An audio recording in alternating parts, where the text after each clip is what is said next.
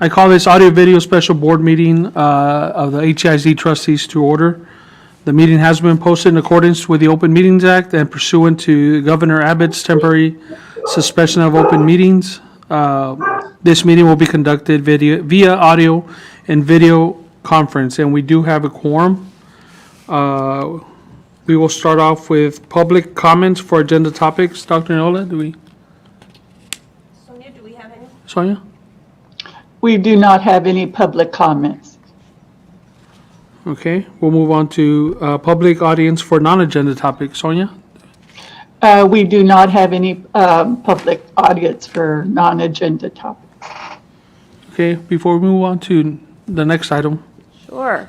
So I know we have some audience members zooming in. So obviously, as you're looking at this chair, I am not Dr. Art Cavazos.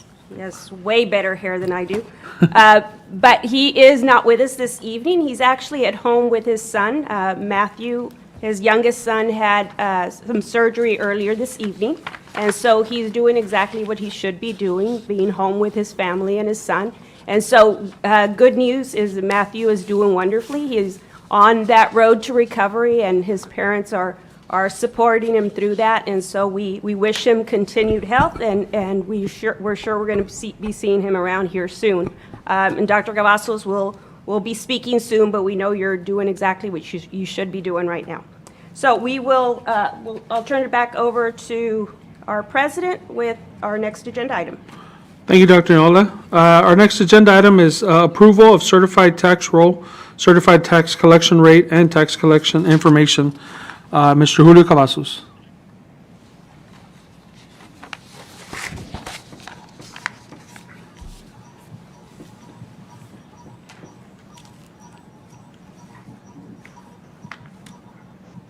So I forgot to unmute myself.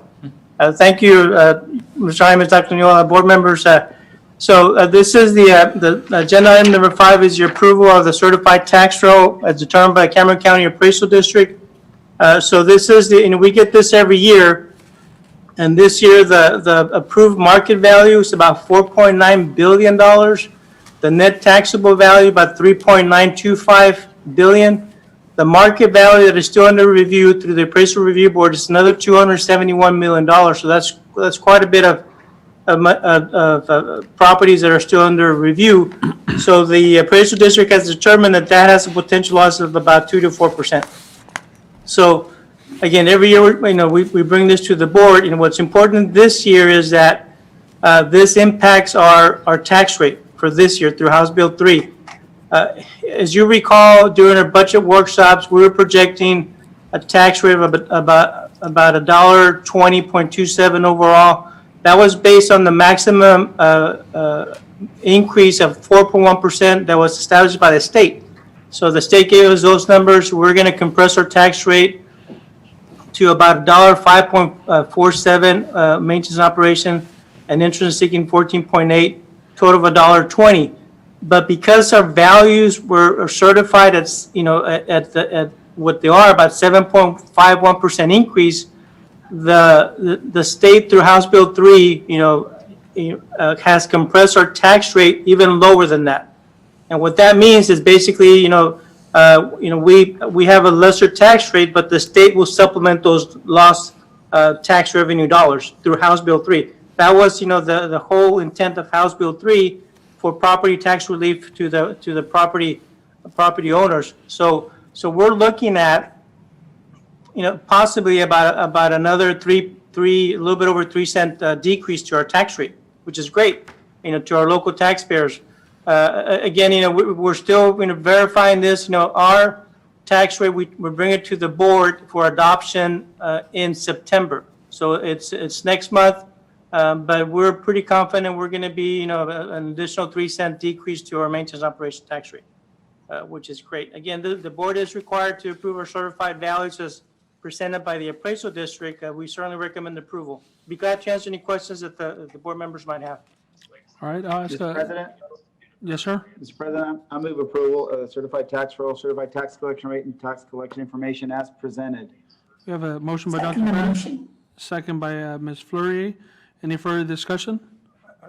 I have one question. Julio, go back to the what the appraisal district's estimating for the year? Yes. So, This is what they're estimating, taxable value, $3.9 billion. okay. And is that up or down from last year? It's up about 7.51% increase over last year's amount. Okay. So a little bit higher than normal. Typically, we're 3.5%, 4%, maybe 4.5%. This year, it did increase quite a bit. There were some additional property values into our tax roll, plus some adjustments that the appraisal district made. Didn't you say the other day at one of our other meetings that there's several $1 million being challenged this year that haven't been decided? Yes, this market value under review, the $271 million. Right. That's still under review. At the appraisal district, at the appraisal district, their estimates that there's going to be about a potential loss of 2 to 4% of this 271. Of that amount, okay. Which is not a big number. I think it's probably going to be a little bit more than that, but they're still looking at that. Okay. All right. And when will they make a final determination? Typically by the end of August. So we're hoping to get those final numbers to make sure that we have our correct tax rate calculated. Okay. Okay. Thank you very much. Thank you, Greg. Any- So Julio, you'll have the final number by the September, and then at that time, we'll officially approve the tax rate. So it may be 3.06 cent reduction or something different, correct? Correct. Yes, we'll have those final numbers by September. Our regular September board meeting will recommend the tax rate. Well, this is great news. Thank you for the great information and very, very welcome news. Sure, but it is going to be a good increase again this year. Again, remember last year we had a pretty good decrease as well. So it's going to be an additional decrease this year. Thank you, Julio. Okay, we'll go ahead and vote. All those in favor? Aye. Aye. Opposed? Motion passes. Thank you, Julio. Item number 6, consideration and approval of Operation Connectivity Interlocal Acquisition Agreement with Region 4 Educational Service Center for technology purposes. Julio Thank you, Cavazos. Mr. Thomas, Dr. Noyola, board members. So agenda item number 6 is, the approval of this interlocal with Region 4. Ms. Cortan talked about it a little bit in her presentation. So what this interlocal does is, if we participate with them, it will allow us to at least save about 50% of our costs, through this interlocal through Region 4. The state appropriated $200 million of the CARES Act federal dollars into this connectivity grant. So we're going to be ordering some, like Ms. Cortan mentioned, 3,000 additional hotspots, and the total cost of that is $540,000. Our share is half of that, $270.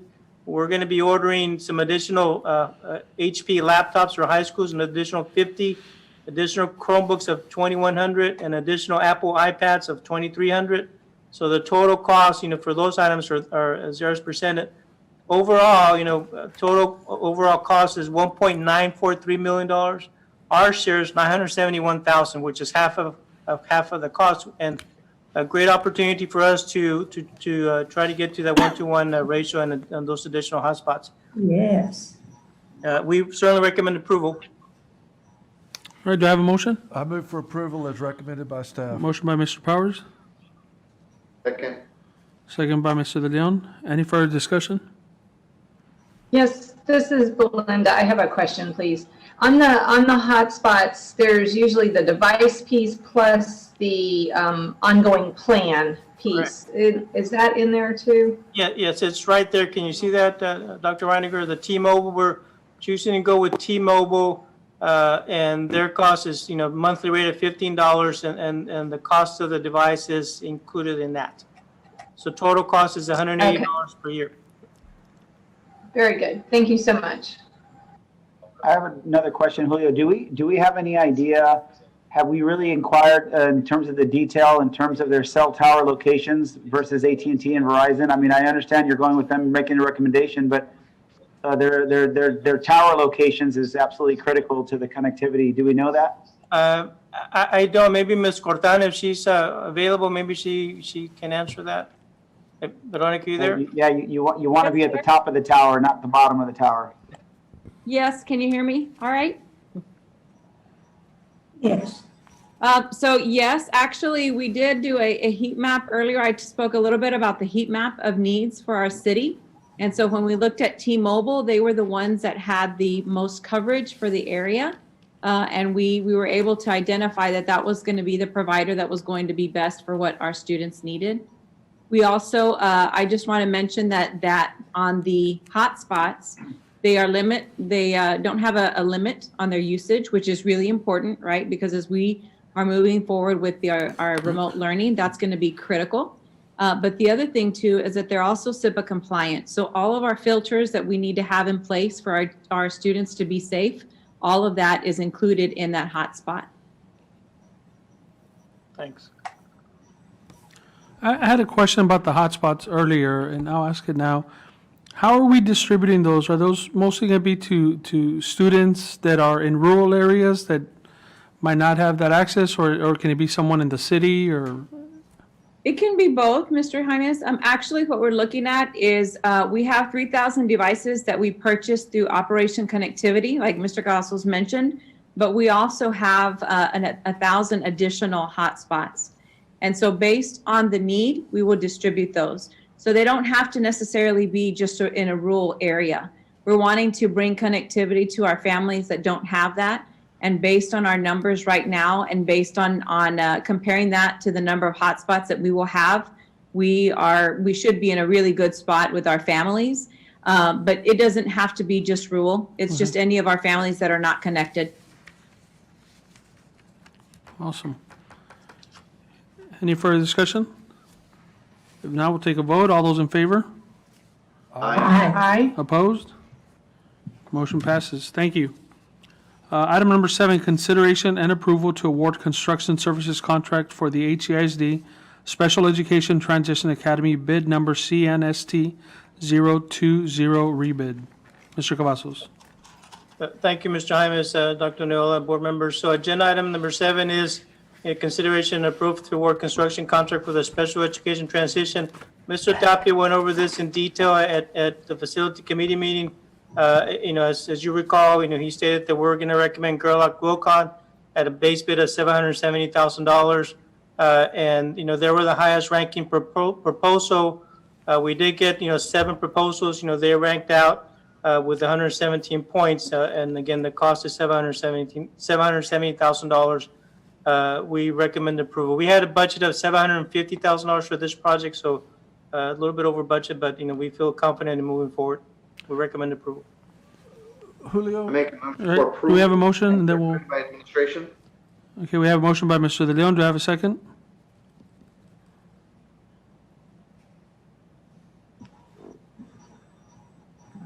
I'll second the motion. Second? Second by Dr. Bettis. Further discussion? Mr. Powers? Julio, what was the distinction between Scoggins and Wilcon? I noticed there's, the bid price, and where did Yeah. the difference come in? So we rank the proposals as they submit. We certainly think, the way that they present the proposal reflects on the job they're going to do on site. We typically get group proposals from Scoggins. This time around, they were lacking a lot of information, so they did not, get some points where they normally do. And that was a deciding factor pretty much. What do you mean? They didn't turn in a complete form, or what? Correct. In what way? There were some specific items that were not included in the proposal. This is the detail. I don't have to have the criteria in front of me, but let me see. Some of their wait, I don't know if Oscar's around there, but the architect and the previous construction survey, they were not presented in detail like they normally do. So they lost some points there. They were also missing some reference letters from owners and designers that we asked for. That they usually submit that. For some reason, they just didn't submit it this time. So that's what you see, all the zeros from 12 to 16. There was just no documentation, so we couldn't rank it. That was the architect references, and then these are their previous construction references. And again, we were surprised because they normally do submit that. Okay, thank you very much. Julio or Oscar, and if I remember correctly, I think we had discussed that some of this was going to be done in-house. Is that correct? Or am I thinking of something else? And if We yes, took what out are those things? Some things like the landscape package, the irrigate, the sprinkler system and the planting, we took that out. Because when you do it through the contractor, they go out and hire people and they add their profit overhead to it. It increases the insurance, the bonds, everything just gets, the higher the cost envelope together, everything proportionally goes up. So we took out sprinkler. We're going to do that ourselves as kind of construction managers ourselves. We'll go get 3 quotes and hire someone. We're going to do the same thing for the fire alarm system and the security system. Oscar, Those are some of the things that we took out that we're going to do ourselves. Okay, thank you, Oscar. Go ahead, Greg. Oscar, I have one question. When we rebid it, the expectations were exactly the same. We didn't eliminate anything. I mean, with landscaping, we're still implementing it. We're going through, instead of them getting a vendor, we're going to do it ourselves. But everything else is the same. Is that correct? No, we did change some of the materials, like the flooring materials, some of the painting, some of the cabinets, going to different products that were more cost efficient, but still good quality.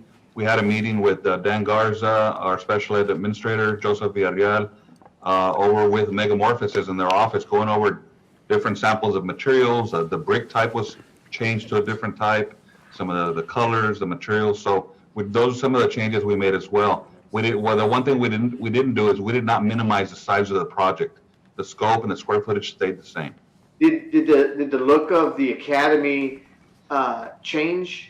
I mean, because the way we're building all the other academies, they're state of the art and they look as such. I hope we're not minimizing the look of the brick and that's the look of the curb appeal that we're having for the academy. Right, and that's something we discussed, and we did not change the quality of it. We went to different materials that are more cost effective, but look just as nice. And everybody was impressed with the samples and the mock-ups that they did in the architect's office. So we're not compromising the quality or the look of the building.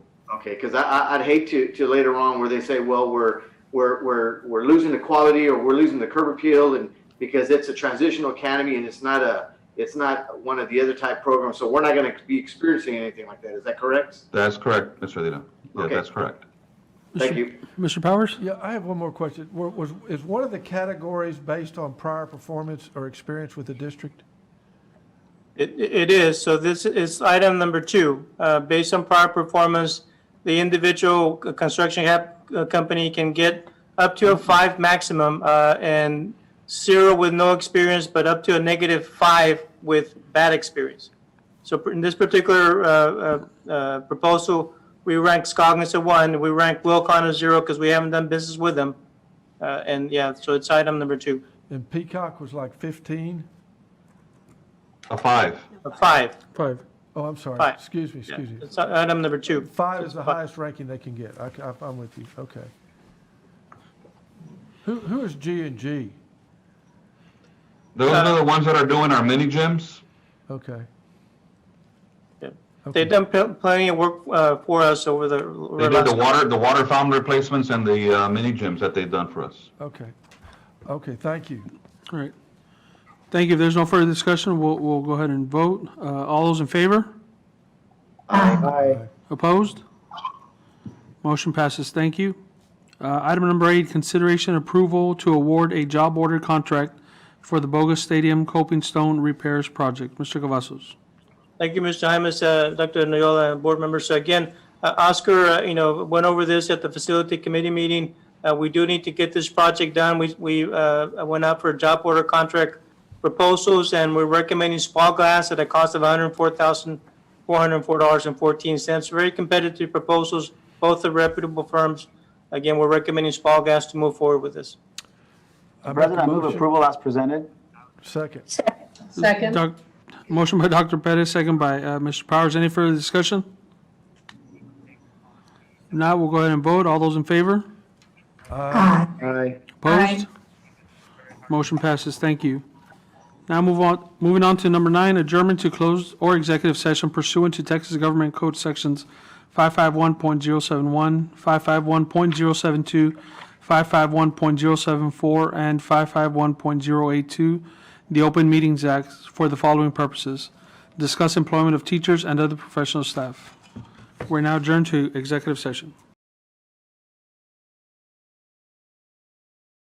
I think we're missing Nola and Belinda. We're back. We're reconvening into open session for actions discussed in executive session.